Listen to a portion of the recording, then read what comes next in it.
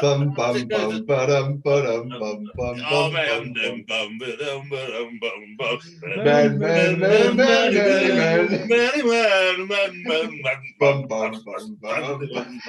Go on, let's join in.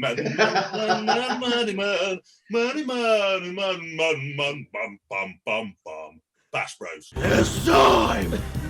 Charlie was on it, and we were like fucking shit as usual. What's going on? Where's your pump? Where's your pump, Charlie? Come on. I know. Well, I was doing banded dips and push-ups and all the usual things. I had my friend over to do some towel pulls just to make it feel really like a backstage. But yeah, did some sodium loading. Shots of whiskey. There's some massive guys on this call, so I best just put a hoodie on and cover it all up, and then hopefully no one will notice that I've got 16 layers on underneath this hoodie, and all will be okay. What are you doing now? I was just Googling how to out-angle people on video calls. I've got a full ebook on it. I've got a full ebook. Ryan Crowley's the camera. Ryan Crowley's got one. Talent. Yeah, his angles are just for his head though. Solid angles. Down out pitching. What are you eating? Fuck this. Sorry, pal. My coach has got me on quite a bit of food. Do you do bodybuilding, Johnny? So no, I like to go to the gym. He does. He just likes to text me and then go, "What was it? Oh, really? Yeah. Can you make this smaller?" I was like, "Okay, cool. We'll make it smaller." And you're like, "Oh no, actually, no. I don't want it to be smaller. Can you change it back?" Let's clarify, right? And I wanted slightly less oats, and he was like, "Yeah, all of your oats gone." I was like, "No, hey, I don't play. I'm not fucking around. You either want it or you don't want it." Is he prepping now? Are you prepping? Yeah. We're trying to get him to digest some food without shitting it all out. So that's kind of phase one of the diet prep. Like, and then anything after that's kind of seeming like a bit of a bonus, really. Boner. If Garrett's not here because he's got man flu, who's going to do the intro? Well, I would suggest Ryan needs to. What? Yeah, Ryan needs. Right. I'm like an intro virgin. Yeah. That's how you about to pop my cherry. I'm so nervous about this. What episode are we on? 63. Fucking hell! What a waste of time. I could be doing so much more right now. I should. It's all right. You've only done 3, right? Well, yeah, fuck off, Ryan. No, I'm already a fucking slit in my wrist as well. You need a podcast deload, I think. I've rang Jack. I'm on his next week. Fucking podcast deload. Podcast deload. So go on then, Ryan. Episode 63.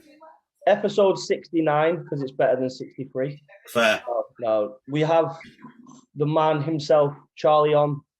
Anyone who doesn't know Charlie, you're an idiot, because every time you tag Ultraflex Gym, whether it's Leeds, up and down the country, and you do all your selfies on your show, we actually blame you for the tripod in the gym, Charlie.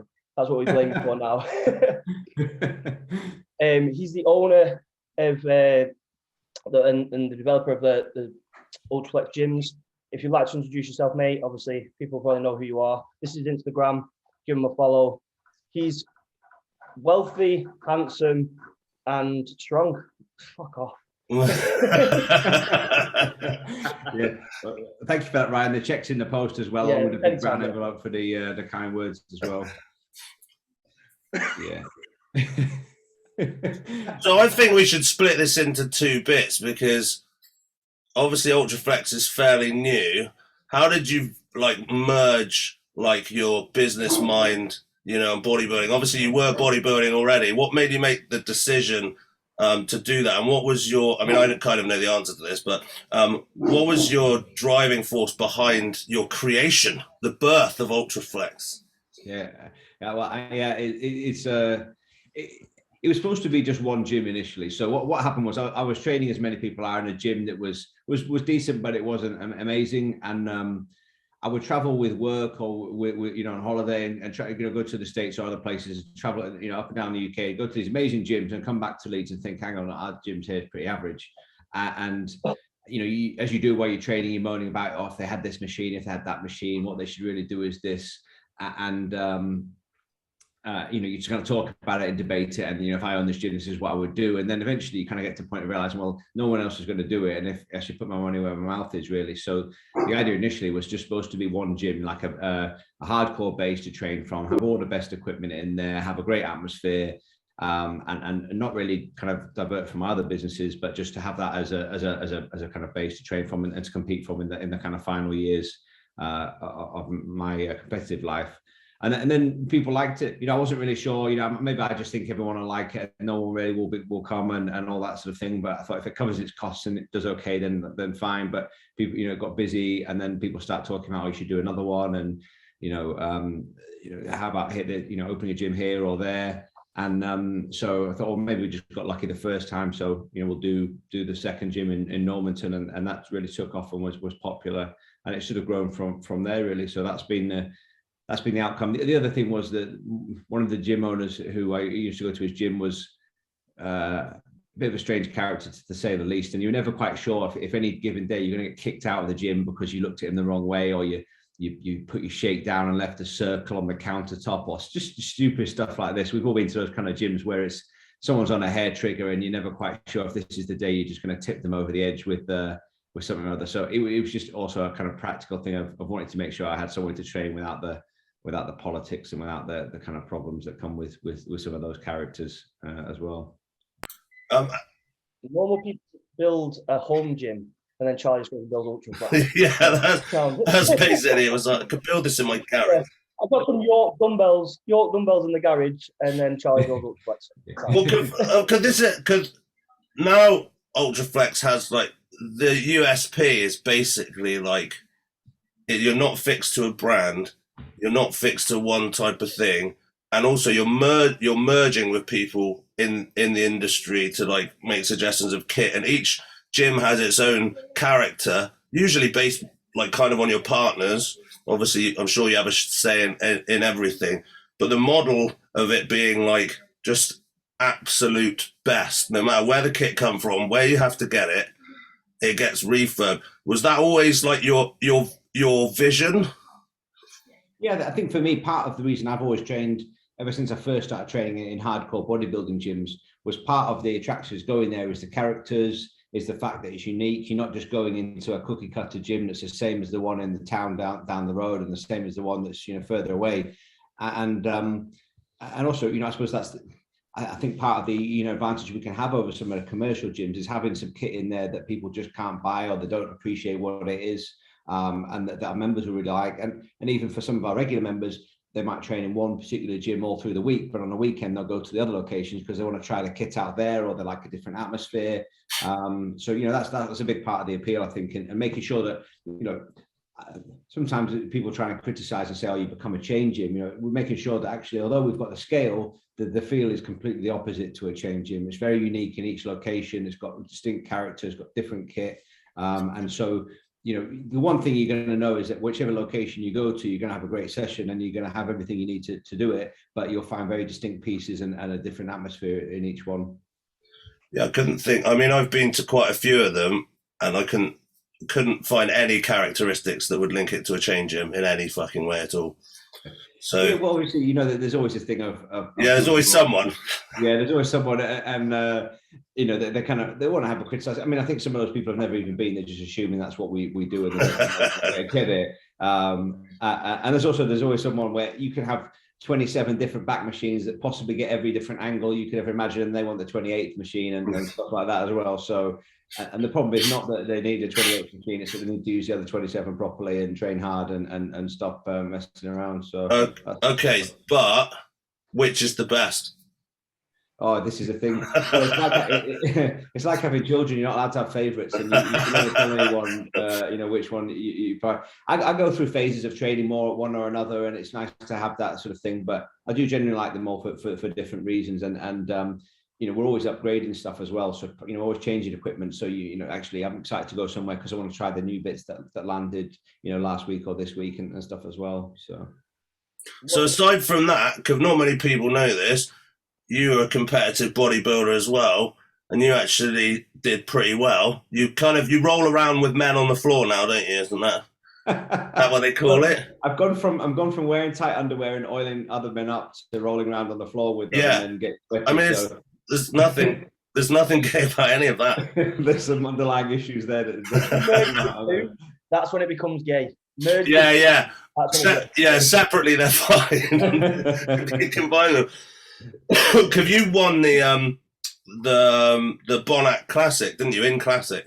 Yeah. So towards the end, I won a couple of shows: the Bonac Classic, the Kai Green show in Italy, and one of the Muscle Contest Ireland as well, which is a 2-bro show. So a few. So I think that's really where. I mean, actually, I'll just cut you off a question for you here, but I used to do super heavies in class 1, so that was my kind of category, and I think I was a decent size, but I was always just not quite big enough to really make a dent, particularly at the higher levels. And so, Classic was a much better fit for me, albeit that I had to really suck down to get into that weight category, but it was more suited for my shape, and I could be more competitive there as well. So I really enjoyed doing the Classic shows, apart from just the nightmare of, and Ryan will know this, of it's one thing being like, you have to be under 100 kilos and you just have to show up. It's another thing when you're worried that if you measure a centimetre shorter or half a centimetre shorter, all of a sudden you've got to be 4 kilos lighter. It's just not going to happen. So you get into all sorts of weird contraptions in hotel rooms where you're hanging yourself upside down on the morning to try and make sure you're tall enough, because otherwise you're just going home and it's just a long way to fly. Just a normal weekend for me, that. Ryan has loads of those, but they're only for one part of his body, I think. I'm still 5'6". So what do you think? How is it hard to manage being a businessman and also being a competitive bodybuilder? Like, literally, I don't know how you do it, to be in a sense of like running multiple businesses and then competing as well. How do you find that? Or how did you find that? Yeah, it was very difficult. I mean, sometimes it was just a case of sucking it up and setting the alarm clock a bit earlier in the morning and getting up and doing my cardio before I would go. Also, some of my work involved me traveling, so I'd have to make sure wherever I went to, if I could find a hotel with a gym, I could sort my food out. I could find somewhere decent to train locally. And speaking to the guys, you guys all know when you're deep in prep, you want to kind of have your routine. It's just dead easy, isn't it, to be in a rhythm. Last thing you want to be doing is getting on a flight somewhere and ending up somewhere you've never been before, and that sort of thing. So it was more difficult, but I suppose I enjoyed the challenge of it. Part of my other business is dealing with people's wealth, so investments and pensions. So I was generally seeing an older clientele who they're always lovely, but they would be offering me, would you like a bacon butty, or can I get you a bit of cake, or would you like some biscuits? And it was that was a biscuit. Yeah, sometimes I'd have to take it and say I'll have it in the car, and then have to throw it out the window, because I knew if it would be in the car for any longer, I'd eat it. So it was just, it was just too much of a risk. But that was difficult. I think also I had to be really organised with scheduling my meetings and making sure I got my training in and all that sort of stuff as well. But look, I never felt sorry for myself, because people have overcome a lot more challenges to do what they want to do, and also I loved it. I loved every minute of training and competing and the discipline and all that sort of stuff. I had some tough days where you kind of have a bit of a moan to yourself, and then you realize, actually, do you know what?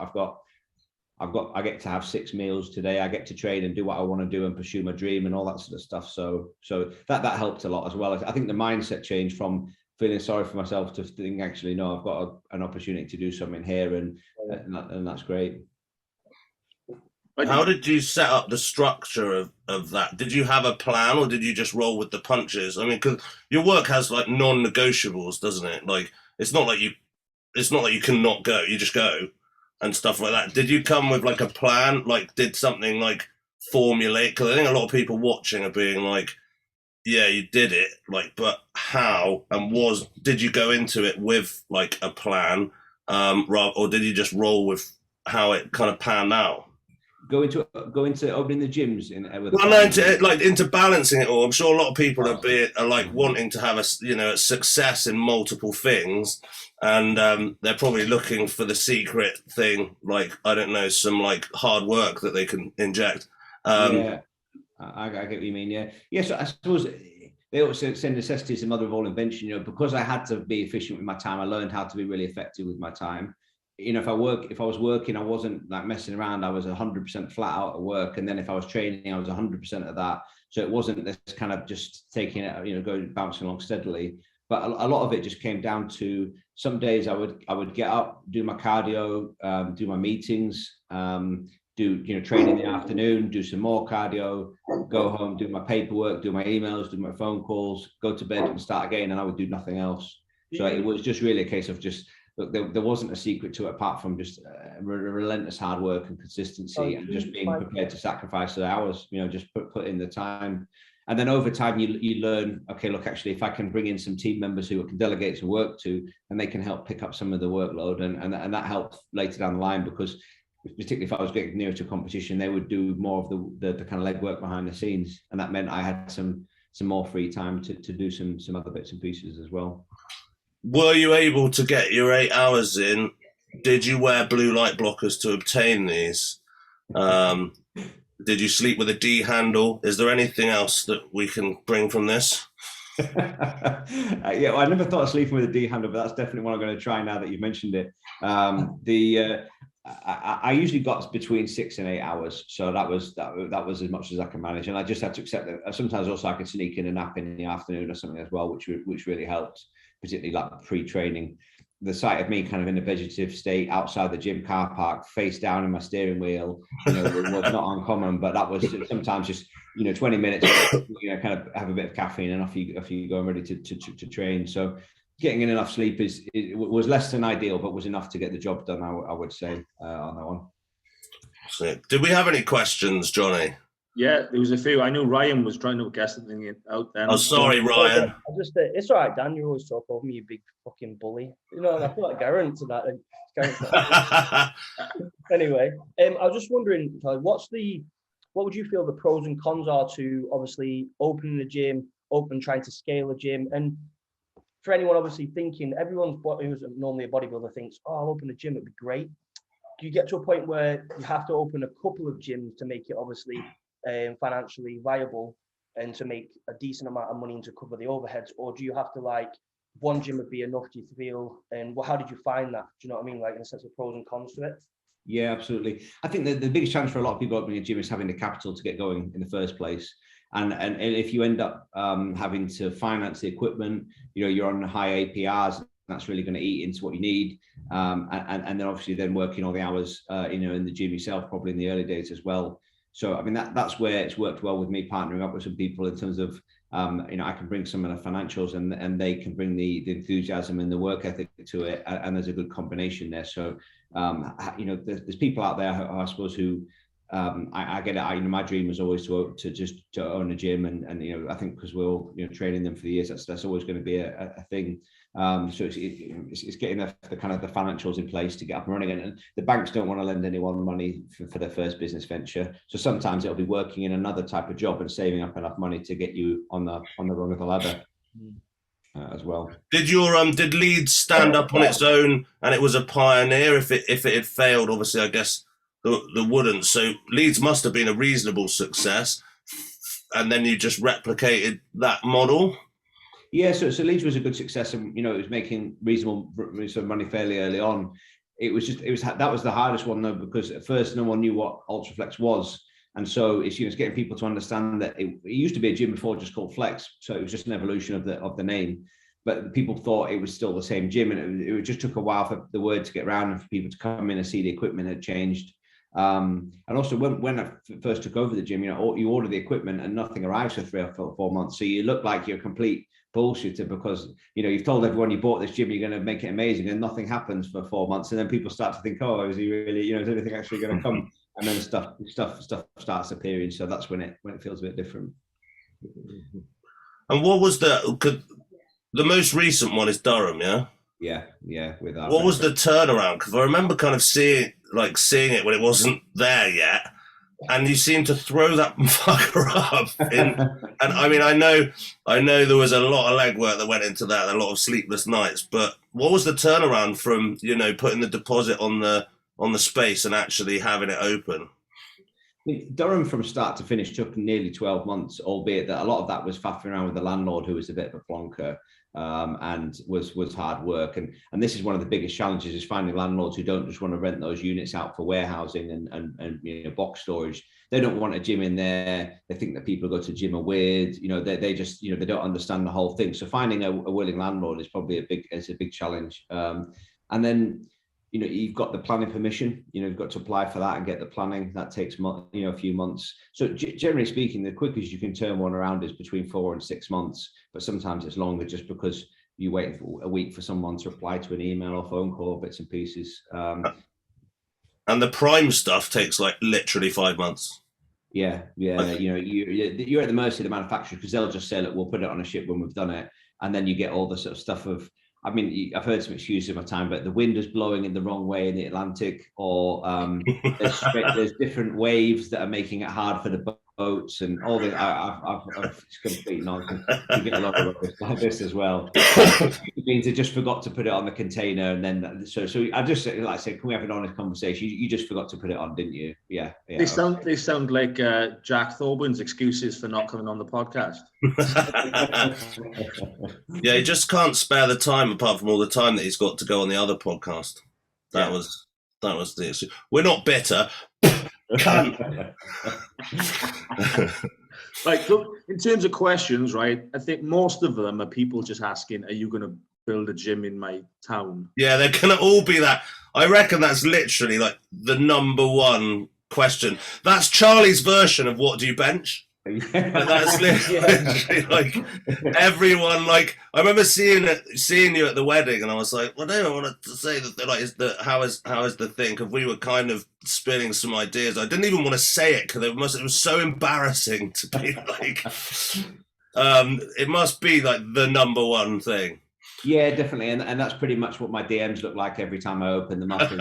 Is a lot of juiced up guys basically asking me, when are we going to get an Ultraflex or not? And sometimes it's some tiny town. I have to Google where these places are because I've never heard of some of them. I understand UK geography, but it'll be, can I have? I live in a small hamlet on the far coast of this. Can we have an Ultraflex in my specific town? We've got 100 people here. I'm sure they'd all join, this sort of thing. Sure. But it's great. I mean, I love getting those messages. And people have usually been to one of the gyms, and as I would have had an interaction, my early days, saying, look, it'd be amazing to have a gym. I mean, also, we get a lot of people now who relocate, so people moving to Durham or to Rotherham or other places to be near to one of the gyms to train, which is the ultimate compliment. But we've got plans. I mean, Durham was a nightmare because, as you know, we opened like a week before lockdown 1. Yeah, so the timing was just appalling. It's just, I mean, it hurt for me, and obviously for Ant, I can only imagine for him, because it's everything's going into. We had a few phone calls. Yeah, it was bad.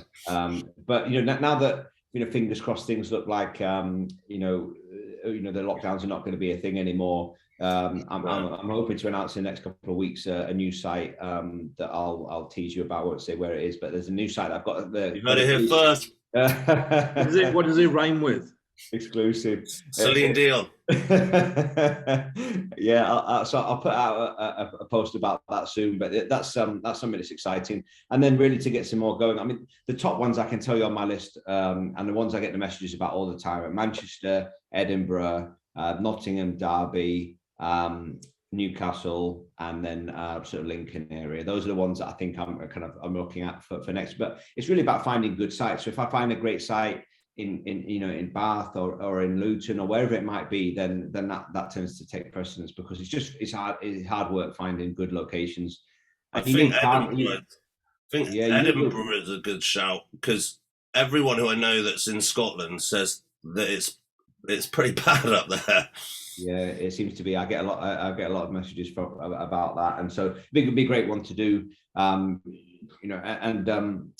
It's a long way to travel as well. I mean, we had some people down, kind of when Scotland was still in lockdown, England wasn't, so people were traveling down to train at Durham quite a bit, and I think that's probably helped spread the word a little bit about the gyms as well. But now that we can do, the plan is to really start getting cracking again and opening quite a few each year, expanding out kind of more widely as well. And it's, as I say, the units is the hard part, because you need to have good parking. And the problem is, you've got all these massive bodybuilders who they're counting the steps, but they don't want to do more than 10 steps from the car to the gym door. So, if you don't have good parking, it's a real barrier, because They're worried about, losing all the carbs on the kind of short walk. It could, they could go catabolic in that journey. Yeah, it's true. There's Happened to me. It's risky times, isn't it? You just don't want to know. So the first two questions are specifically what we just said. First one being, are there any plans for an Ultraflex in West Midlands? Next one being Scotland in general. So I think we just answered that. You're looking at it. Next one is a bit of a joker question, but I guess we can answer some of it. It's not Adam Ledner again, is it? No, but it's equally. He's a dirty boy. What does it take to get rich? How much is enough? Do you have enough? Can I have some? What motivates you? And what's your favorite pre-workout? Fucking hell, that's a fucking ream off. I know what the pre-workout one is. Yeah, well, the pre-workout's got to be the atomic pump, or the ultra pump, or something like that. That's my favorite. If your skin's not scratching, you don't want to tear your face off. It's not the right one, is it? So that's really fine. I think was it one of the last leg sessions in Max Muscle, and Amp like stirred us up something, and I had an out of body experience like training legs. Yeah, I didn't sleep for about 2 days after that session. I think it was partly the horror of training with you lot, and then partly just the fact that there was so much stimulants in my body. It took a while for them to expire their half-lives. I try to answer that question as best I can. I mean, first of all, I started off, I was working in a call center and in $9.5 grand a year and living in a shared house, paying £30 a week. So I didn't have any money to get going. So the answer to the question of how to get wealthy was just, it was repetitive, hard work over a long period of time. And also not being a complete plank and trying to keep up with everyone on Instagram and spending all your money on shit you don't need to impress people who don't like you anyway. So that's really the starting point, is saving some money from what you earn and then gradually investing that into different things to make some more money, and then eventually building up enough money to get something going, and then making some money, saving some more of that, and putting it into other things as well. So I've been in business about 10 years before I opened the first gym. It took me, it took a while, and we live in a very instant society, don't we? Everything's overnight. I want to click my fingers. I want to be massive and shredded, and I want to look good, and I want a nice car, and I'll be in Dubai every week, at the fancy restaurant stuff. And it's idiots. There's all these credit card millionaires, absolute idiots out there spending all the money. And then the brokers, anything, and they're in the gym next week asking me for free membership because they've got 5,000 followers or whatever. So that's a bit of a rant anyway. I've got off on I did that once. I asked I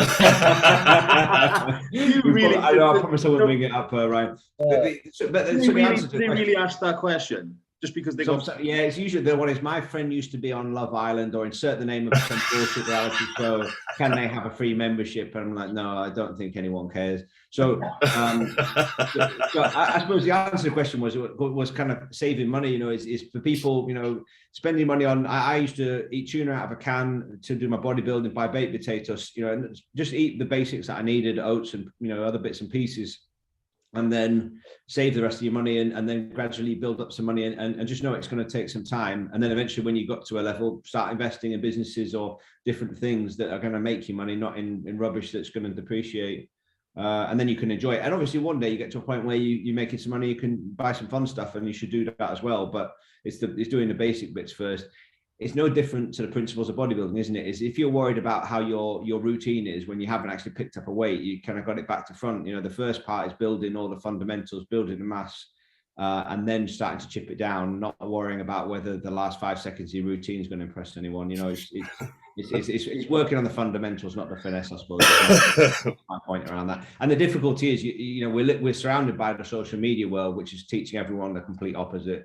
So, and that's maybe something I'd like to do at some point. I'd like to do a video or a book or something about kind of like how to do it from scratch, how to get going. Because that's what I wanted to know at that point in time, was how do I get going? Because I don't have a clue, and I have to figure that one out. Well, I think that's probably something that a lot of people need to hear, is how do you make money? Well, you save money, and then you make that money into more. You don't spend your money on shit you can't afford to make it look like. You save that till you have the thing. Yeah. Like, and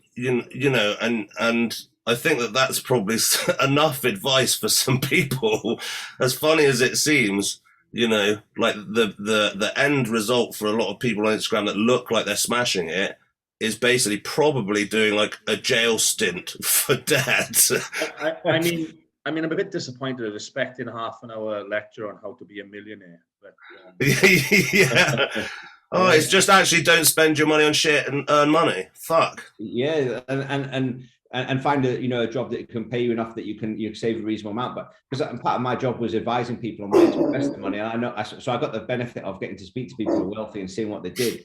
They didn't do anything different. They just worked hard, they saved hard, and they did it over a longer period of time. So it's this thing of, look, it's not going to suddenly, people are looking for a quick fix and invest in certain things, and I'm going to be a billionaire overnight, whatever. There'll be one person who gets it lucky, but not for most people. It's just saving up for a long period of time and having some discipline. And the thing is, by the time you get to the point where you can afford all those things, if you can afford them, you generally maybe not. You don't want to splash it all over Instagram because you no longer feel the need to show everyone you got it all. You just do it and you're happy in yourself rather than feeling the need to prove it because you're doing all right. So was it Steve Jobs like literally wore like one polo neck for his whole life?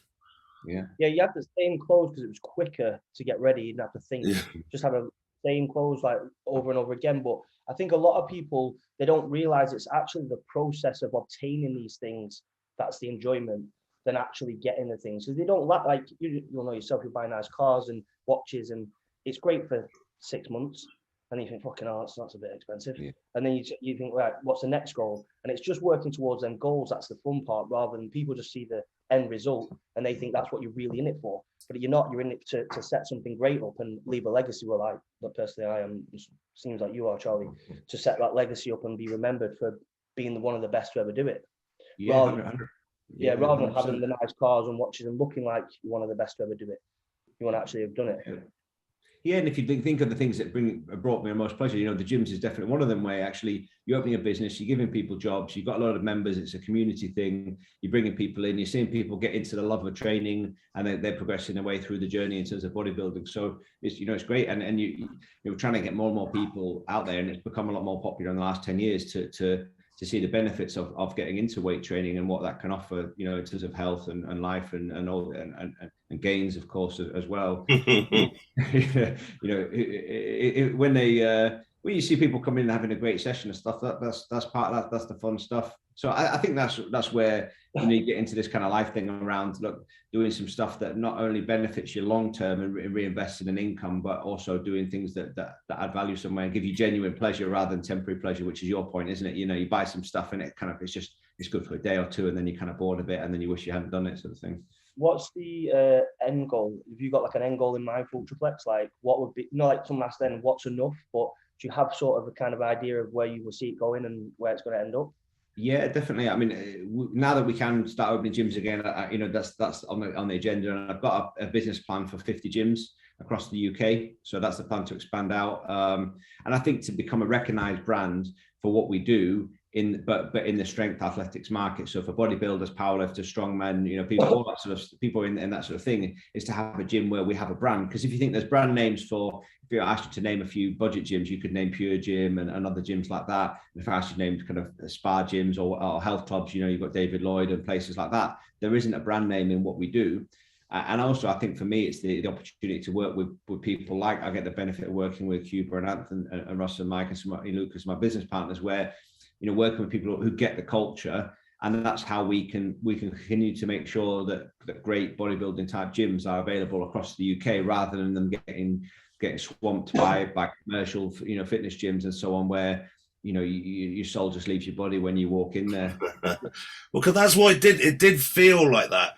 It felt like it was, I don't know, like it was a bit of a gamble. You were like, if I make it so good, they'll come.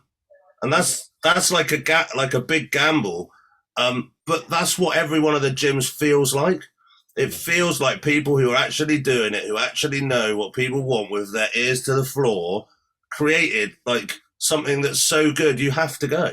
And if you build it, they will come. Yeah, I know, exactly. Which is probably from a business perspective a flawed concept, but it works so well. And each gym does have like a different, feel, but it just feels like I would have done that. That's fucking sick.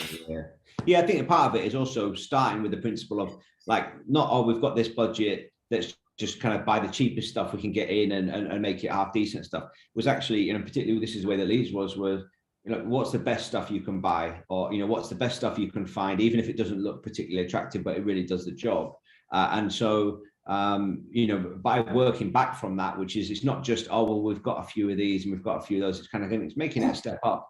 Because if you look at even at the top level at some of these gyms that people are paying 100, 150 pounds a month for, that there isn't the type of kit we have in there, and we're offering it for kind of 30 to 40 pounds a month. So it's crazy, isn't it, where you can, I briefly trained at David Lloyd. God, it's awful. It's a shameful period of my life. I thought people know about it, so it's out in the open, but train there, and there was one leg press, there was like 2 platforms for a whole massive gym. It was so, you can never get on the stuff you wanted to get on.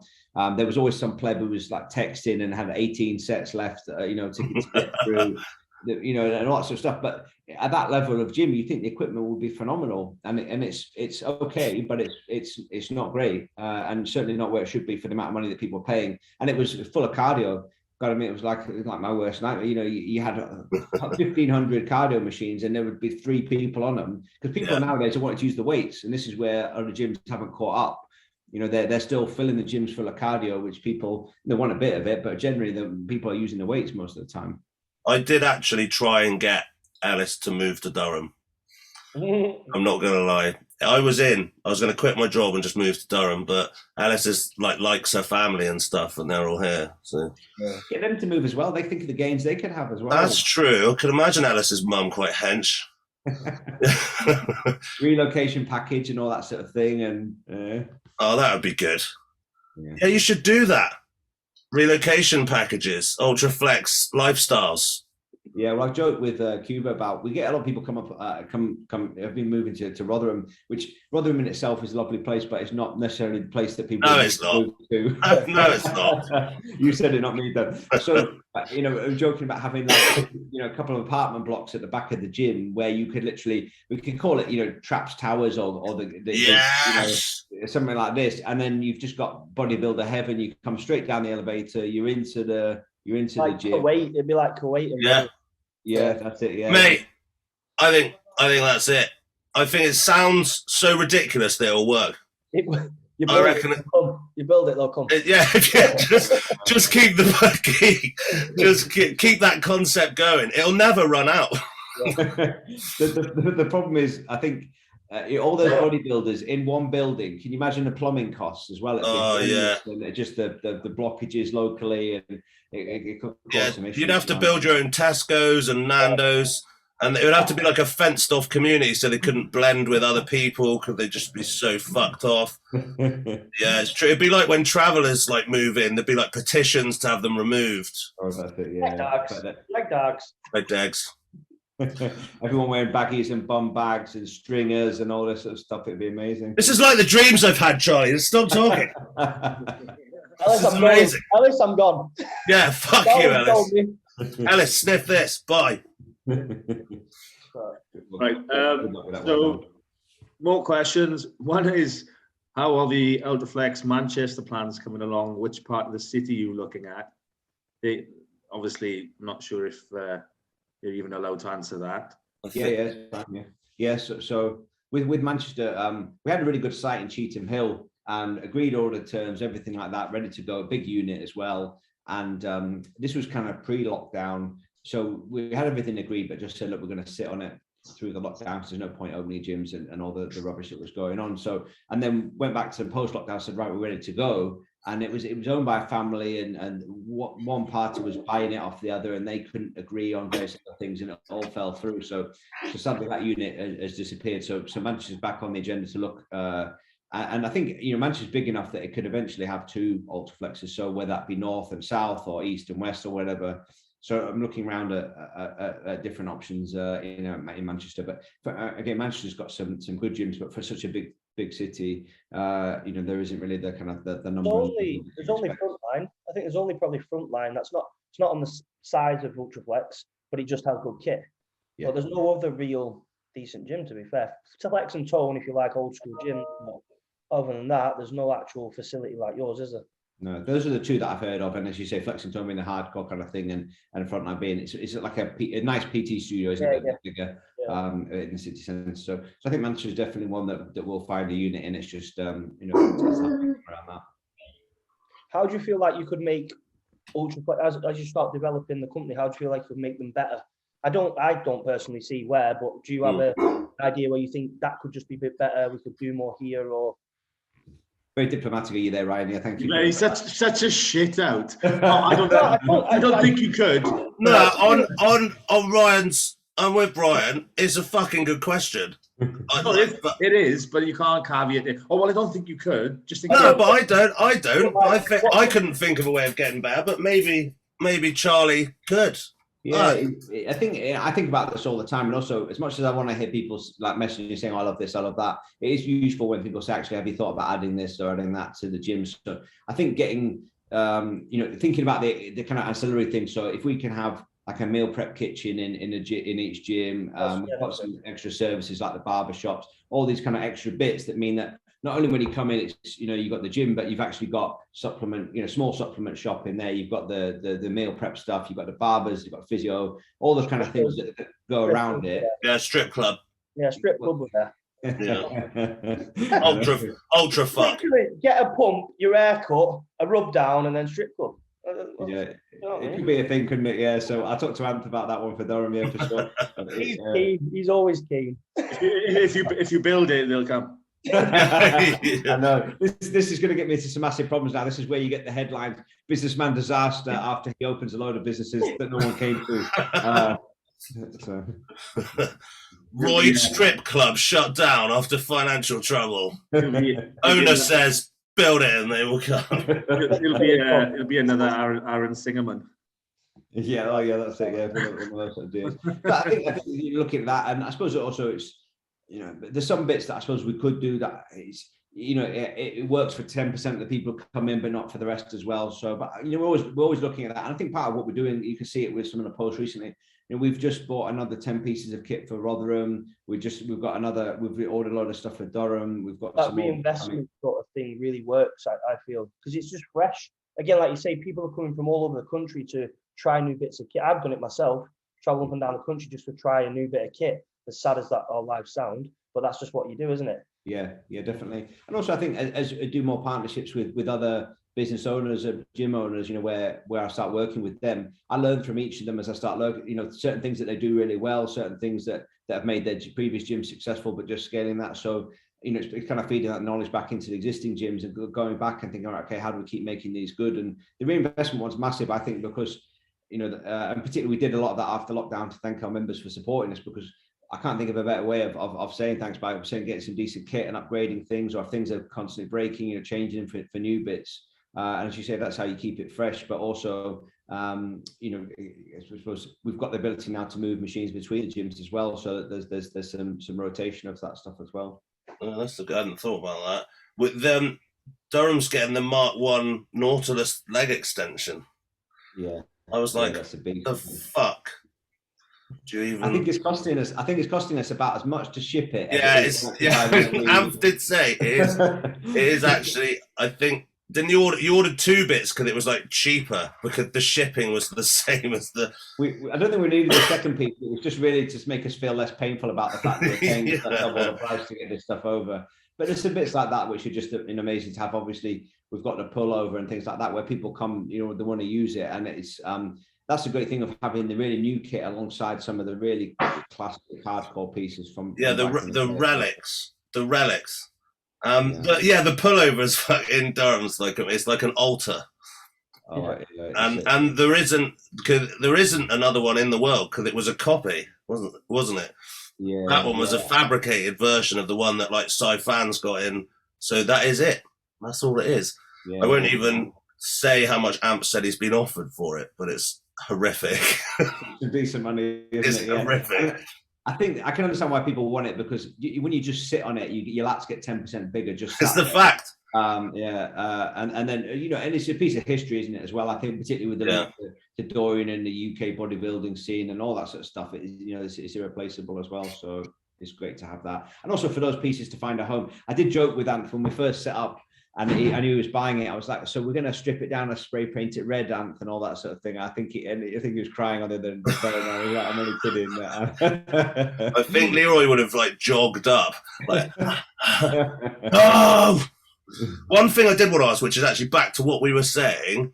What was your first thing? Because you had your shit job phoning people up, and what was your first thing that got you like just up from there, the stepping stone, as it were? Yeah, so when I was working in a call center, I used to work Wednesday through Saturday night, so it was really terrible shifts as well. And it was pretty, there were nice people there, but it's pretty mind-numbing work. So while I was working there, I started to do like a home study course to get my qualifications in wealth management, which is what I do now. And it was a kind of remote learning course. I just thought, I need to be doing something else because I can't do this for the rest of my life. So once I got the qualifications, I was able to get an internal promotion, which pushed my salary up, and then from there, then get a job with another company and start to build my career a bit. So it was taking that kind of thing of, look, no one's going to come and give me anything. While I'm working here, I was studying out of hours, or if there was a quiet time in the call center, I was studying while I was working there. And that kind of really gave me a chance to have some qualifications that got me another job that started to earn a bit more. And it wasn't mega bucks, but it was just pushing things up a little bit from there. Cool. Yeah, because I was wondering, but it's usually that if you have a plan, you've got to have that overlap period. Yeah, generally, you've got to have the two things like running at the same time. I mean, obviously nothing like what you've done, but when I was doing teacher training, working on the doors, getting punched. Like there is a time where you have to just do both. Yeah. Yeah. And that must have been a difficult contrast though for you, because one minute, you say you're allowed to use some colorful language and something, and then your brain's got to shift gears to sort of. Well, they both generally involve students. In one setting, you can headbutt them, and in the other one, well, it's frowned upon, shall we say? Yeah. I mean, it's no different than him coming on the podcast every week now. He has to transition back into work, Dan, because the podcast, Dan. Yeah. It has got worse though. I used to be a bit more reserved on the podcast, but yeah, I think if anyone found out, I'm fucked. Anyone found it's fucked. I don't know how they don't find you. Yeah, they know. They definitely know. I think I'm lucky enough. So, because my students are like a little bit older, they'll watch it and like. They're not going to like go and tell like their mum. I saw Dan and he said "fuck the biscuit" and talked about getting fisted and stuff. Like, I think they just keep it to themselves and be like, "What's your podcast?" I'm like, "Yeah, you shouldn't do that." And they're like, "Huh." Yeah. So yeah, I think it's all right for now. I think it's all right for now. I could imagine that it would make quite a good story in the newspaper thing, wouldn't it? Oh, it's really Daily Mail stuff, isn't it? Yeah, all that sort of thing. Expose. Does everyone remembers Devo? I told you the story as well. Yeah, Devo like was a teacher, and then he got found out that he was Devo, and then they like sacked him. Wow. And, slightly different. I don't think he said a lot of the stuff that you said in a public forum. No, that's true. He was a primary school teacher though, so. Maybe it's like a balance. Anyway, sorry, I shout now. Yeah, so the last question on there, you've kind of touched on it already, is how to gauge a balance between working in professional services, improving your physique, bodybuilding. Clearly, you've done both. Has there been times where you've prioritized one over the other, or have you managed to keep a fairly even ratio balance between them both? Yeah, it's an important one. I guess, before... I'm more for goal setting, and not in the kind of cheesy kind of way, but it's like thinking about what do you want to get out of this year, what do you want to get out of kind of the wider picture as well. And so I used to sort of split it down really into bodybuilding, business, and family. But certainly, at different points, one of those has suffered, from just lack of time, and you can, try and sometimes say, okay, if I'm going to do a 12-week diet, for a show, then having some time after that to catch up on business or catch up on family life as well. But it is hard to balance all of those. And I guess also my advice around that one is taking people on the journey with you. So if you're going to set out to do a few things, and for the guys who compete and so on, is saying to them, look, this is what I'm going to do, this is why it's important, and this is what it's going to mean for us when I get there. And for people to kind of understand the process, because if they're on the outside looking in, it just looks ridiculous, crazy, doesn't it? Like, oh, you're just going to starve yourself to go on stage in your pants and show someone your striated glutes and stuff. You know, it's bizarre, isn't it? When you're from the outside looking in, you know, but you know, it's just and you explaining that to someone, and I'd go to a business dinner or something, and someone would say, I'll be like, I'm not going to eat. And what do you mean you're not going to eat? Well, I've got to win this show, blah, blah, blah. And just look at you like you're completely mental. Absolutely bizarre. The worst question is how much money do you make? And then you've got that awkward thing where like, yeah. I don't make any money from it. And they're like, what? Yeah. Oh, so when you won the show, like how much did you win? Yeah. Oh, nothing, yeah. But then I've had the same thing where I've actually just wound people and gone like 100 grand. And they go, oh, that's okay then. And I think 100, you're fucking stupid. Like, you haven't got a clue. They just don't care, do they? They just don't understand. Well, either end of the spectrum, earn no money, they thought you're a cunt. Won 100 grand, think you're a cunt. Yeah. Well, so the outcome's the same. Realistically, they're right.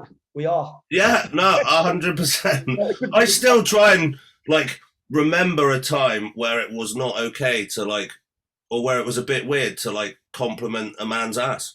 Yeah.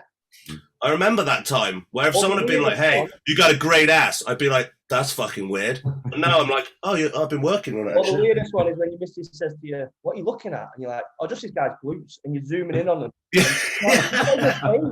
like, oh, yeah. Look. You think, that's got real weird.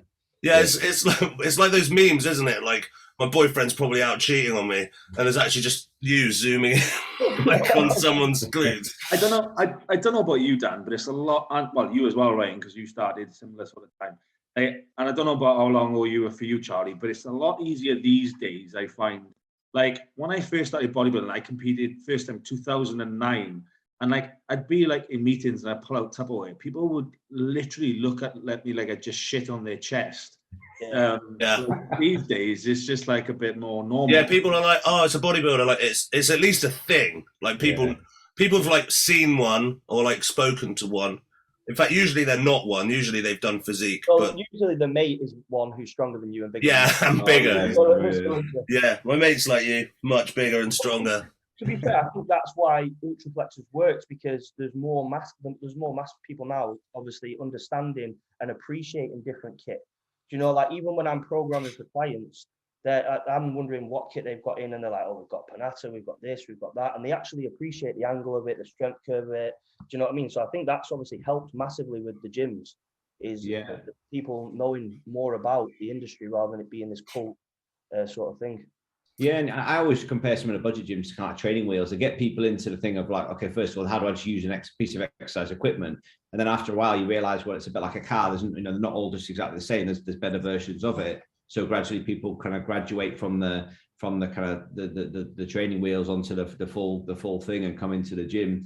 And I think also people think that the Ultraflex gyms are just literally wall-to-wall bodybuilders where you walk in there and it looks like Gold's Gym's Venice in the 90s or something like that. You know, I wish. You know, yeah, we're still working on that with the outdoor area to do the curls and the sun. Yeah.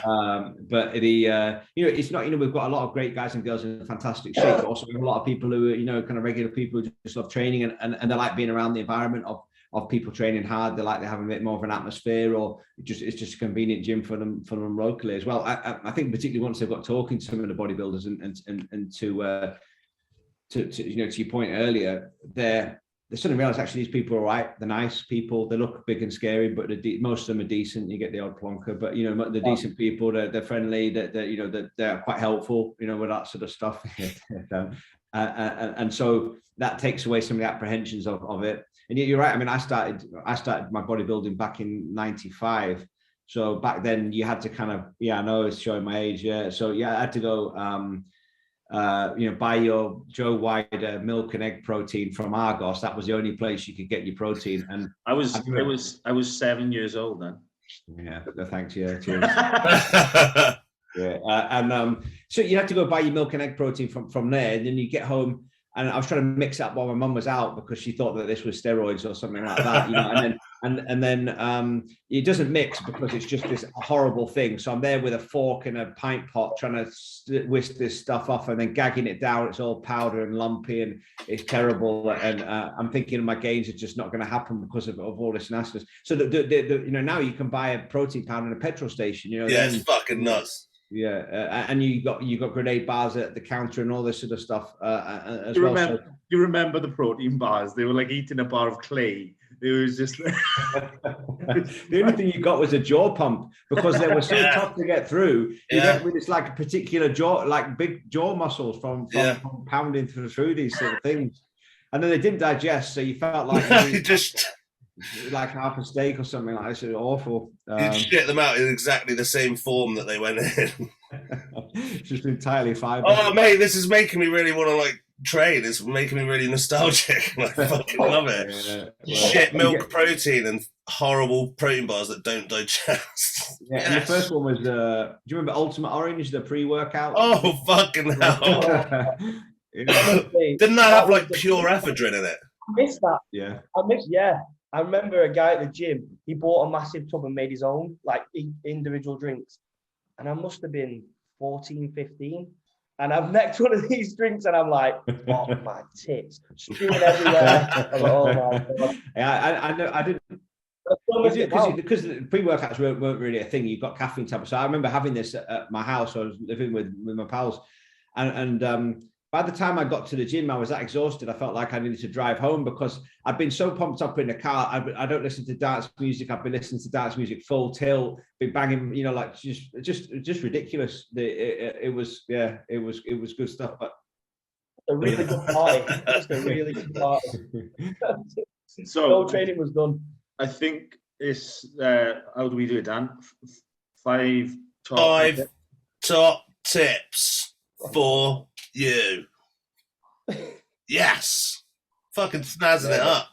Yeah, so what Dan's trying to say, without looking at a complete Mongol, is we ask our guests to give us 5 top tips at the end of the podcast.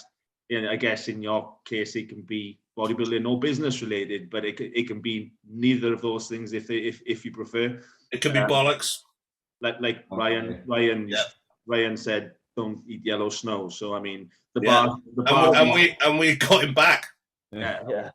Came back on the podcast. Yeah, we were like, this guy, he knows about snow.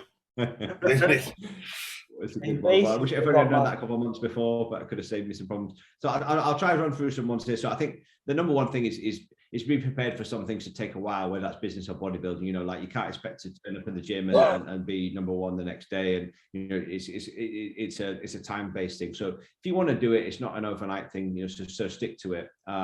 Number 2 would be that tip from earlier, which is save as well as spend. Put some money aside, and whether that's for you, that then helps your bodybuilding because you've got some money to travel to shows, or whether that helps you, get started in a business or other ventures as well. I think it's a good thing, good discipline to do. I think have the courage of your convictions. A lot of people told me that I shouldn't bodybuild, I shouldn't get into business, I shouldn't open gyms. Sometimes it's just ignoring people who give you shit advice. And whether it's either well-meaning but misplaced, or actually it's just malicious, sometimes you just need to ignore people and go, look, I really appreciate that, but I'm going to completely ignore what you just said. Yeah, that's a good point as well, because actually a lot of it isn't from a bad place. A lot of people cut people out who don't believe in. Some of them can be like your family, like they're trying to protect you through their own experiences. And actually, it's something my mum does to me a lot. She wants the safe option. It's not because she doesn't. So it's not from a bad place, but yeah, fuck off, mum. Yeah, let's not highlight that as my like when you do the words on the screen. I think Charlie says, "Fuck off, mum." Well, not to my mum, Charlie. Only I can say "fuck off" to my mum. That's definitely going the intro. Yeah. I haven't spoken to your mum for ages now, Dan. So I fucking walked into that one. That's definitely going on the intro. I walked into that one. Oh God, gotta be sharper. So yeah, so number 3 was to ignore sometimes what people say. I think have your own mind and pursue those goals regardless. Because guess what? Even if you don't get there, at least you know what happens if you tried. I think the thing with bodybuilding, particularly at the moment, and talking about that change from kind of 95 to where we are now is sometimes avoiding some of the noise and the nonsense that's going on. Actually just sticking to the basics, doing the hard work. Not getting involved in some of the rubbish that's going on and so on, and just understanding that if some of these guys are talking about 95, if Dorian could do what he was doing in 95, you probably don't need to be worrying about, did you have 1 gram of vitamin C or 2 grams of vitamin C, or, have you triple banded your hack squat or whatever, it's actually just training absolute backside off. And that's really, really important. See a lot of people faffing around and they'll be asking stuff, but what they really need to do is just get the diet and the training absolutely nailed. And the rest of it is the icing on the cake, around that. And then I think that the fifth and the final one, I think, is to have some big goals. By no means should I be where I was. From where I started, it was actually having some big dreams and not being afraid to pursue them. I think we talked about well-meaning family members, but it's easy for people to say, "Oh, that's not for you. It won't happen." Or it's nice to think about that. Oh, good luck with that. It's actually having some big goals and going after it as well. Because even if you don't get quite where you want to be, you're going to get a lot further than where you are now as well. So that's my finish on a big one, inspo type thing. Such an influencer. Such an influencer. No, the hashtags. Hashtag. Hashtag blessed. Oh yeah, hashtag rise and grind. And just for clarification, the people who are actually grinding or hustling are too busy grinding and hustling to tag anything or post anything, because they're just busy doing it. They don't have time to put up the post as well. It's the people who are tightening about in the gyms on the phones for 15 minutes, setting up a tripod that are grinding. Taking up an Ultraflex allocated tripod. Well, I didn't want to say one of our previous hosts is relocated to train at one of your gyms, but that may not be an asset to you. So it'll be another tripod. Yeah, we haven't quite got the, because some people have suggested, these kind of fixed selfie stations on machines and stuff. We haven't. Hold on there, Sandra. Hold on. That came out of someone's mouth. Which gyms that going to be out? I'll just fix it. They were spraying it, wasn't it? Yeah. Oh, damn. Well, have them clipped onto the leg press as it's going. Yeah, I suppose you could work out you could bolt into the machine at the appropriately, obviously the most flattering angle, the selfie station. So all you have to do is kind of clip your phone into it, and away you go. It improved one thing. At least I won't be looking at all the girls' glutes when they're training biceps. That's fucking mental. Oh, look, I'm training biceps. That's your arsehole. Have you seen my shoulder pump? And then it's just the. Oh, I love the shoulder pump. New hair today. Yeah. New hair today. I might do a post like that on my butthole. Do it. Biceps. Well, those were very informative and much better than we usually get. I'm not gonna lie. But yeah, other than that, Charlie, thank you so much. I know we fucked you around trying to sort this day out. Probably my fault. It's been a pleasure. It's been nice to catch up with you guys and hear some of the stuff and look at. Hopefully, I'll see you at some of the gyms in the near future as well. But it's really entertaining stuff. It's nice to make bodybuilding not a dry subject as well. There's lots of funny stuff that goes on, and I think it's good to have a sense of humor about some of the wacky stuff that goes on as well, and that we do as well. It's not take things too seriously. You can only talk about lifting stuff up and putting it down so much. But yeah, we need to get that leg day back in. That next Bash Bros get together will be up with Anth, so we'll make sure we let you know. Oh yeah, Charlie's gonna duck that hard. Look at his face. He's gonna be like training there. Fuck that. Definitely busy on whatever day that is. I got something I'm busy. What day did he say? We'll just pretend we trained. We'll just do just do loads of selfies. To be fair, when I trained with Dan and Leroy and Anthony and Wendy and so on before, it was a really good session, but I kind of peaked too early. I was so excited about doing it. I kind of smashed the leg extension, did a really good set. I was really proud of myself, and then it was just downhill from then. I got to the pendulum squat, and I was like, I'm gonna fuck these up on this. And as much as I wanted to, I was like, no, that's not me. But I don't think that was a personal thing for you, Charlie. That is exactly how I felt as well. I should have just done the leg extension, just walked straight out, because I peaked right there at that moment of time, the first exercise. Well, the thing is, you think to yourself, you're going to do so well, and you're going to impress them, and they're not. And I'm impressed. You're like, yeah, carry on. You're like, oh, God, 3 more. You think that don't have it was a good day all round, but yeah, the pre leg extensions are cunt. There's no other way of describing it. It is feisty. Mhm. All right, man. Thank you. Thanks for coming, Charlie. Big love as always. You're welcome. Nice to see you guys. Have a good one. Peace and love. Thank you, bye. Take care.